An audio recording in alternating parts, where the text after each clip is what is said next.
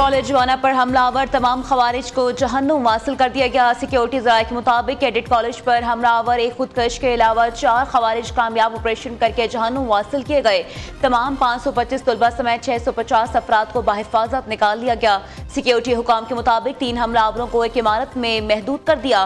तीनों फितनल खवारिज अफगानिस्तान से मुसलसल टेलीफोनिक पर हिदायत ले रहे थे। अब ऑपरेशन जामे तरीके से अपनी अंजाम को पहुंचाया जाएगा। आखिरी खवारिज को जहन्नुम हासिल करने तक कार्रवाई जारी रहेगी। तमाम तलबा और असातिज़ा के हौसले बुलंद हैं। सिक्योरिटी फोर्सेस ने गुज़श्ता रोज कॉलेज के गेट के बाहर धमाका करने वाले 2 दहशतगर्दों को हलाक किया था। कॉलेज के मरकजी गेट पर होने वाले खुदकुश धमाके की सीसीटीवी फुटेज मंजर आम पर आ गई।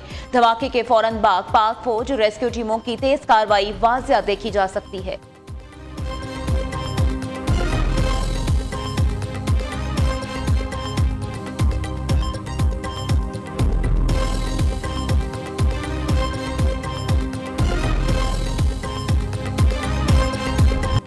कैडेट कॉलेज वाना में फितनल खवारिज के बुज़दिलाना हमले के खिलाफ तलबा और असातिज़ा के हौसले बुलंद। पाक फौज की बरवक्त कार्रवाई को खराज तहसीन पेश किया। 12वीं जमात के कैडेट ने कहा, पाक फौज ने हमारे लिए कैडेट कॉलेज बनाया ताकि तालीम अमन तरक्की मिल सके। बुज़दिल दहशतगर्द चाहते थे वज़ीरिस्तान के बच्चे तालीम से महरूम रहे। दहशतगर्द घिनौनी साजिश में नाकाम रहे, आइंदा भी रहेंगे। उधर कैडेट कॉलेज वाना में फितनल खवारिज के बुज़दिलाने हमले पर मुकामी अफराद का शदीद रद्द अमल। कहा, पाक फौज ने तलबा को रेस्क्यू किया, मासूमों की हिफाजत मुमकिन बनाई। वाज़ेह है दहशतगर्द पख्तूनों और कबाइल को तालीम से दूर रखना चाहते हैं।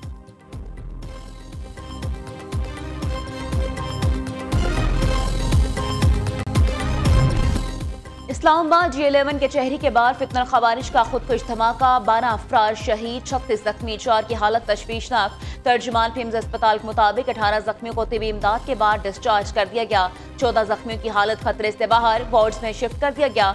12 में से 10 शहदा की शनाख्त हो चुकी। खुदकुश धमाके की सीसीटीवी फुटेज मंजर आम पर आ गई। इस्लामाबाद हमले की इब्तिदाई रिपोर्ट तैयार। खुदकुश हमला आवर का सरमल गया और बाजोड़ का रिहायशी था। दहशतगर्द के अज़ा के सैंपल शनाख्त के लिए भिजवा दिए गए। खुदकुश हमला आवर जुमे के रोज इस्लामाबाद पहुंचा। खुदकुश हमला आवर पीर से दोहाई मोटरसाइकिल पर G11 के चेहरी पहुंचा।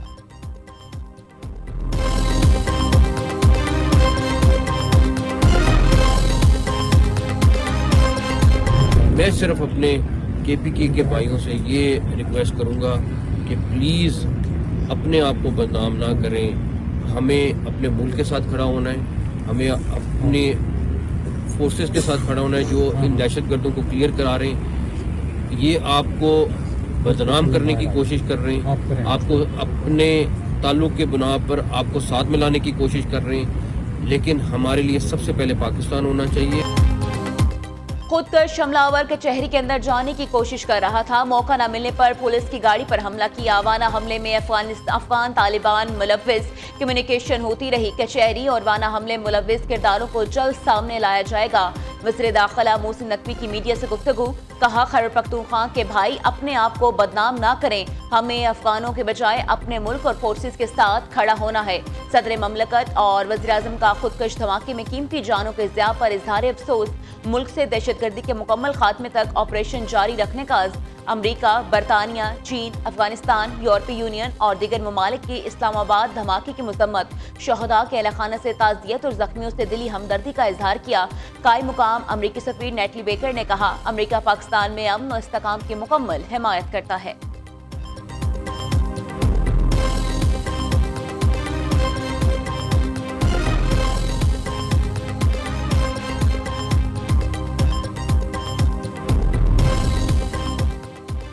अफगानिस्तान दहशतगर्दी के खिलाफ कार्रवाई करे तो पाकिस्तान ताउन के लिए तैयार है। शिद्दत पसंद ग्रोह अफगानिस्तान और दुनिया के अमन के लिए खतरा है।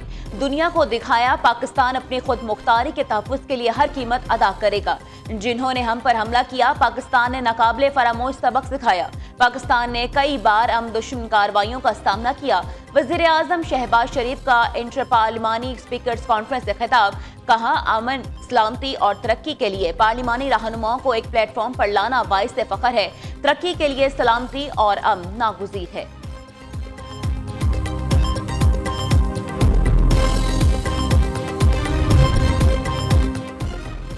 पाकिस्तान दहशतगर्दी के हालिया वाकयात के बाद अफगानिस्तान में कार्रवाई कर सकता है। वफाकी वज़ीर दिफा ख्वाजा आसिफ ने कहा, हम जहरियत का वार खाली नहीं जाने देंगे, भरपूर जवाब देंगे। हालिया वाकयात में अफगान मुदाखलत के सबूत सालिसों के सामने रखे जाएंगे। अफगान तालिबान की मजम्मत या अफसोस का इजहार सच्चाई का सबूत नहीं हो सकता। अफगान तालिबान की पनाह में रहने वाले लोग बार बार हम पर हमला कर रहे हैं। भारत अफगानिस्तान के रास्ते जहरियत कर रहा है, किसी को गलत फहमी नहीं होनी चाहिए। हमारे हमसाये का दुश्मनी वाला रवैया सामने आ चुका है। भारत से मुतालिक हम हालिया जंग से ही हाई अलर्ट पर हैं।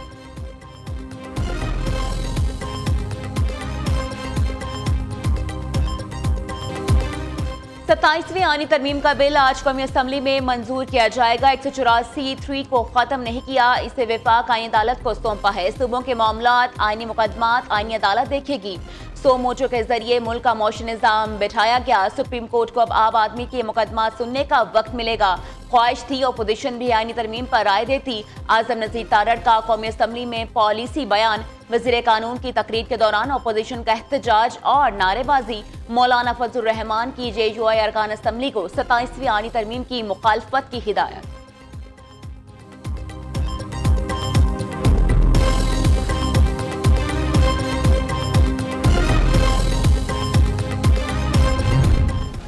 इस तरमीम को हम बाकू तरमीम कहते हैं। इस बाकी तरमीम को, इस बाकू तरमीम को, इस सुबह बेनूर को हम नहीं मानते, आवाम नहीं मानते। आप लोगों ने नहीं देखा दुनिया के किस सदर के पास इम्यूनिटी होती है? आप बहके, ये कौन सी बात है जो ला मिनिस्टर साहब आवाम को बावर कराना चाहते हैं कि सदर अगर चला जाए तो उसके पास समन नहीं जाना चाहिए कि जमहूरियत के लिए आईन में तब्दीलियां कंसेंसस से की जाती हैं। और लोग ये यकीन करते हैं कि जब आप कंसेंसस के साथ तब्दीली करेंगे तो वो आवाम की बुनियादों को, जमहूरियत की बुनियाद को मजबूत करेगा। जनाब स्पीकर, इन्होंने डिवाइड प्रोवाइड किया।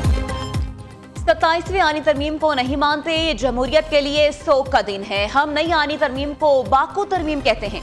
जमहूरियत को दफन करने के लिए आप एक कदम और आगे बढ़ गए। इस तरमीम के बाद जमहूरियत बराए नाम रह जाएगी। Chairman PTI barrister Gohar Ali Khan का कौमी असम्बली में इजहार ख्याल। कहा, हुकूमत को मुबारक हो, आपने लोटों के वोट से तरमीम पास कराई। कानून के सामने जवाबदेह होना ही जमहूरियत है। दुनिया के किसी सदर के पास इस्तिस्ना नहीं। आपकी सोच और आपके डर को सलाम। हम इन्हें कानून के कटहरे में ला कर रहेंगे।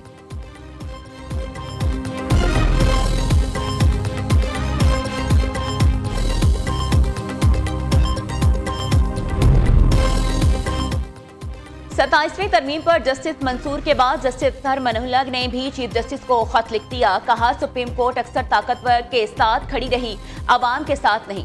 ख्वाजा आसिफ ने चीफ जस्टिस याहिया अफरीदी को खत लिखने पर जजेस को आड़े हाथों ले लिया। एक्स पर बयान में कहा, पार्लियामेंट जो इस्तिस्ना दे रही है उस पर खत लिखे जा रहे हैं। अपने गिरेबान में झांकें, फिर चिट्ठियां पाओ। जस्टिस मुनीर से लेकर पनामा जज साहिबान ने जो जराइम किए, क्या खत लिखने वालों को अपने इदारे की तारीख याद नहीं?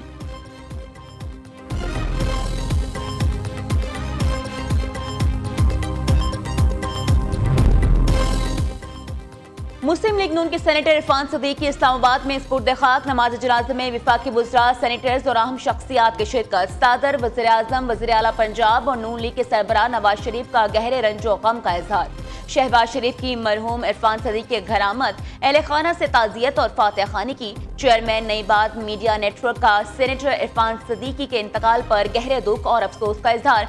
प्रोफेसर डॉक्टर चौहदी अब्दुर्रहमान का कहना है, इरफान सदीकी सच्चाई, जुर्रत और इल्म का इस्तारा थे। उनकी सहाफती खिदमात मुल्क की तारीख में हमेशा याद रखी जाएंगी।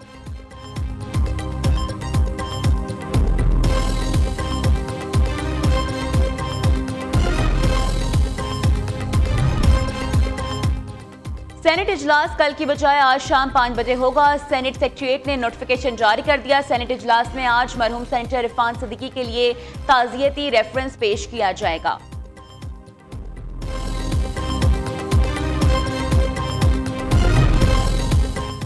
न्यू दिल्ली धमाका का मोदी सरकार पर उंगलियां उठने लगी। भारतीय सियासी रहनुमा और सहाफियों ने इंतखाबी फॉल्सफैग करार दे दिया। कांग्रेस रहनुमा पी देव ने कहा, ये सब बाहर इंतखाबात से पहले का एक मुतवक्के सियासी इकदाम है। सहाफी शालिनी शुक्ला ने कहा, बीजेपी बुरहान में आने पर दहशतगर्दी या ब्लास्ट का ड्रामा रचाती है, फौरन पाकिस्तान को इल्जाम ठहरा दिया जाता है। सहाफी रूनी नियर ने लिखा, बाहर इलेक्शन में पीजीपी कमजोर पोजीशन पर, मजीद ऐसे धमाकों की तवक्को है।